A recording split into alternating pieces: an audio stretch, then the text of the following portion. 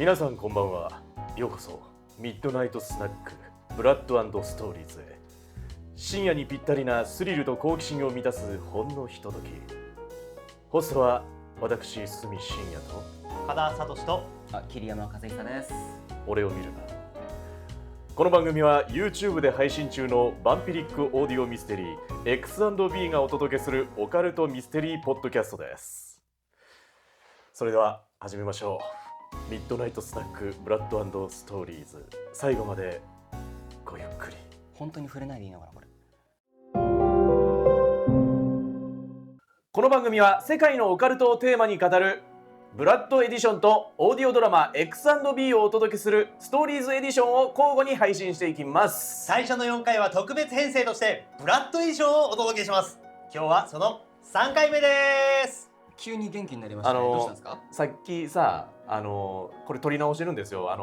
もう全部言ってる。この2人がすごい冷たかったんで、私3回目です。そういうことです。すごい冷たかったんで、このテンションだと鷲見さんかわいそうみたいな、なんか風邪ひいてるみたいなこと言い始めて、なんか鷲見さんかわいそうということで2回目撮り直します。嘘つきです。イエーイ。しっかり機材トラブルです。ありがとうございますっていうね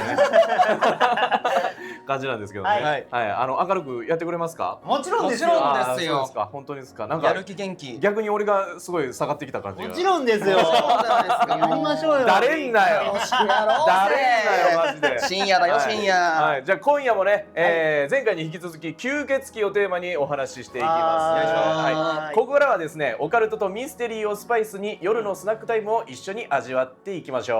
はいはい吸血鬼前回はい話しましたけども、話しましたねなんかね今日はねいろんな能力について語りたいなと思ってるんですけど、吸血鬼吸血鬼はいどんな能力知ってます？吸血をする。吸血鬼やからね。そう。血を吸う。それはもう生きることや彼らにとったら。食事。これね、うん吸血鬼ってはい日本で漢字で書いたらはい鬼って鬼。そうですね。そうあれなんでなの？でもなんかね多分その時の言葉になかったんじゃない？訳すときにこれをどう訳していいかっていうそうことですか？だから悪魔とかの概念が日本的に言ったら鬼が一番近かったんじゃない？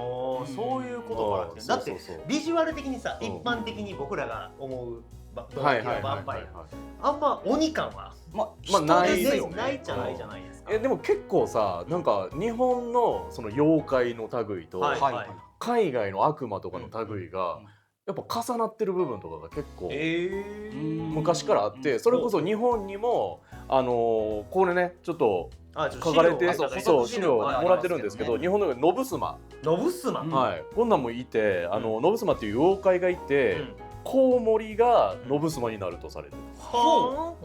でこれ俺ら多分漫画で読んだことあるよ。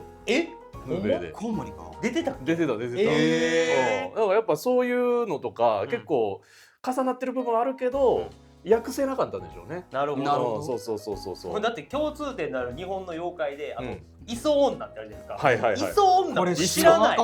知らん。何磯女って。鼓膜を突き刺すような鋭い声で叫び、長い髪がそのものにまとわりつき、毛を伝って生き血を吸う。毛で吸ってる？毛で吸ってんの？でも日本の中でも九州の各地に広く伝わるっていうことですけど、ねえなかなか知らない。他にも超人的な身体能力、これはあるよね。まあそうよね。で再生能力、不死性、で夜行性、昼間に弱いね、太陽嫌うとか、変身能力、コウモリにそうですね。僕が知ってるゲームキャラクターは狼にも変身したりしますけど、使ってらっしゃいますね。はいそうですね。で催眠、医療、で壁をすり抜ける、空を飛ぶ、で空を飛ぶは変身してってこと？そのまま飛ぶ？飛べるんかな？飛べるんじゃないですかね。飛ぶ人もいるんじゃない？飛ぶ人もいる。だからワンチャンそのエピソード7で最後ブロードがね逃げてきましたけど、あれ空を己の力で飛んでいってる可能性すらありますからね。これ壁をすり抜けるっていうのはこれ初めて聞いたね。初めて聞いたかもしれない。いいわ。でもなんか僕が知ってる作品の吸血鬼は結界とかバリアの類を全く寄せ付けないバリア的なもの全部通り抜けられるよみたいな設定はありました。で他にも鏡に映らない。鏡に映らない。で他人を吸血鬼に変える、まあこれはあるよね。なんか自分が吸ってで相手に自分の血をあげるみたいなのあるよね。これなんか設定的にさ、鬼滅の刃もこんな感じの設定だった。ああ、そうですね。血を与えるやつ。はいはいはい。そんな感じでありましたね。で招かれないと家に入れない。はいはい。そうですね。ありましたね。これブロードも入りなさいって言われてるからね。で細かいものを見つけると無意識に数え始めてしまう。これもありましたね。これもありましたね。これ知らんかったな。土曜日に弱い。土曜日に弱い。初めて知った。な。一部伝承では土曜日にしか完全に殺せないというものもあるって感じ。土曜日に弱いんや。弱いのかな。土曜日の仕事とか多分まともにできてないのかもしれない。じゃあ精神科医やってないかもね、土曜日。定休日土曜日なのかもしれない。こんなんあんねんな。診察どころじゃないんでしょうね。なんかさ、でも俺知ってるよ。映画のブレイドとかっていうあるんだけど、あれやったらこの夜行性の部分やけど、主人公のブレイドはそれこそ反吸血鬼やねんけど、日中でやるけん。そう。他のヴァンパイアは敵のヴァンパイアはみんなもう黒い服着て黒いヘルメットかぶって戦ってんねんけど、ブレイドだけはもう素肌さらして生きてる。それは半分。そうデイウォーカーって言われてる。デイウォーカーかっこいい。かっこいい。名前かっこいい。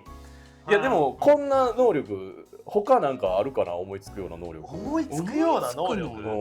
いやでもこの再生能力っていうのもさ、不死性ってなんかイメージつくねんけど、再生能力って何、腕が切ってもそういうことですよね。また生えてくるよとかいう感じのそうっていうことよな。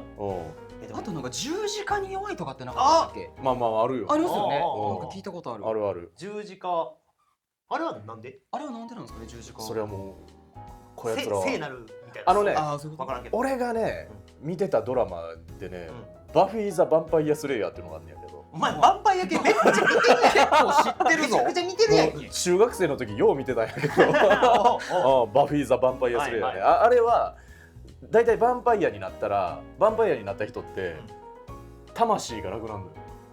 どういうことですか？だから魂がないから、善良な魂がないから罪を犯せるみたいな。あ、なるほど。そういう罪の意識っていうのがなくなるねんけど、でもそれに代わりにやっぱりこう十字架、キリストとかの神の力にその恐れおののくみたいな設定はありましたけど。それによって自分のそう。ほんでだからとあるなまあそのバフィーっていう女の子が主人公やねんけど、もう16歳の時にヴァンパイアスレイヤーとしての力を勝手にこうどっかから降りてきたのよ。どっかから？そう、先代のヴァンパイアスレイヤーがいて、その人がヴァンパイアにやられちゃうと、次の16歳の女の子に勝手に持ってくるの？勝手に持ってくるの？でバフィーがヴァンパイアスレイヤーになんねんけど、敵のエンジェルって敵っていうかヴァンパイアのエンジェルっていう男がいるんだけど、ややこしいな。ヴァンパイアのエンジェルややこしいな。これとね恋愛すんのよ。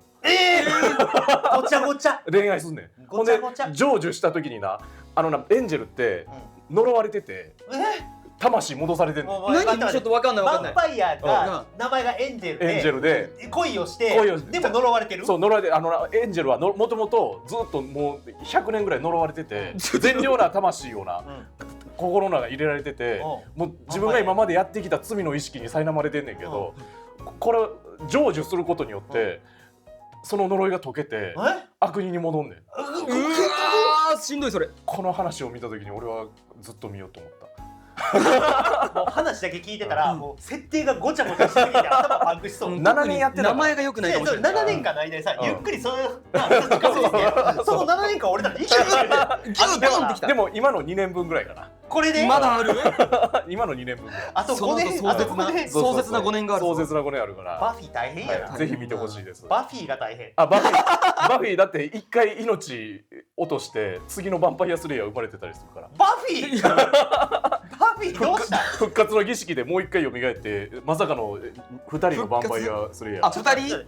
バフィーは普通の人なんやな。もともとはね。でヴァンパイアスレイヤーになってすごい力を手に入れんの。復活の儀式って何？わからんよね。あと結局この再生能力があるっていうのはそこに繋がってくるんじゃないですか。でもヴァンパイアスレイヤーなんや。スレイヤー。ヴァンパイアでは本人ではないのか。そう。でも復活の儀式をすることによって復活できて。何でもありか？魔術がある。やめとけお前そういうこと言うのバフィーを復活させようやめとけここカットやお前ディス今のやめてくれ長めにピーってずっと何かを言っています。おいやめろいや危ないいやだからほんまにだからそういうだから魂とかだからこういうのブロドとかももしかしたらでも B はあるよね。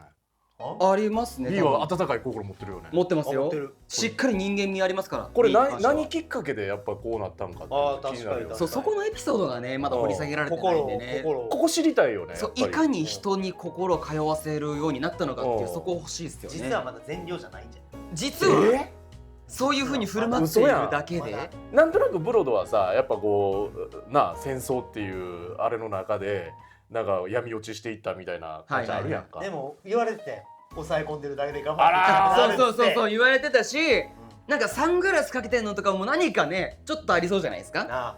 もしかしたらパッて外したらみたいな隠してるなんかありそうじゃないですか。あらちょっとわかんないですけどそこどうなるか気になる。気になりますよね。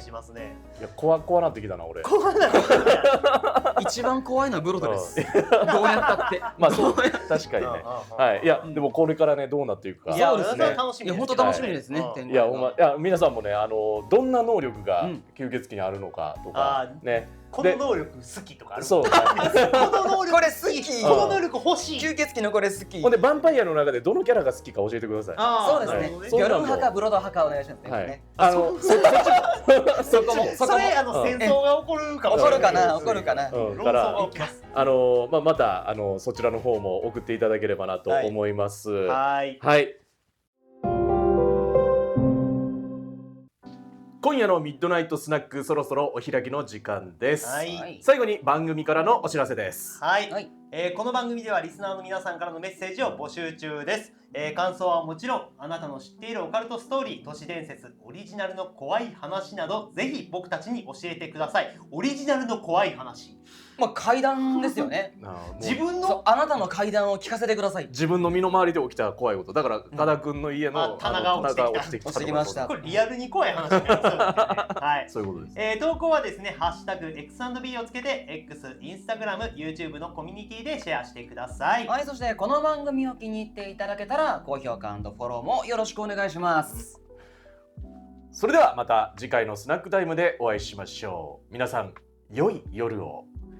おやすみなさい。